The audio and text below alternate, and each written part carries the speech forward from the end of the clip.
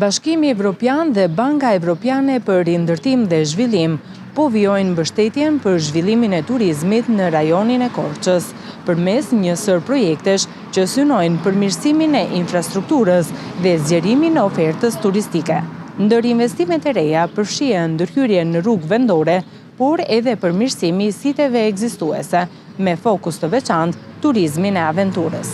Ish-kampet ushtarake në Drenov dhe Nikolic pritet të transformohen në hapësira moderne për fitnes dhe kampe stërvitore, të përshtatshme për aktivitete sportive dhe gara në natyrë. Po ashtu planifikohet ndërtimi i një linje zip-line që lidh Dardhën me një zonë malore pranë saj për të nxitur turizmin malor. Në Boboshtis do të ndërtohet një muze i ri i gastronomisë, i cili do të prezantojë traditat kulinare të zonës dhe do të përfshijë edhe një punishte për prodhimin dhe shitjen e produkteve lokale të Bulmetit. Në kuadër të përmirësimit të aksesit, është rehabilituar dhe zgjeruar edhe rruga 42 kilometra që lidh Leskovikun me Ersekën, duke rritur sigurinë rrugore dhe ndërlidhjen rajonale.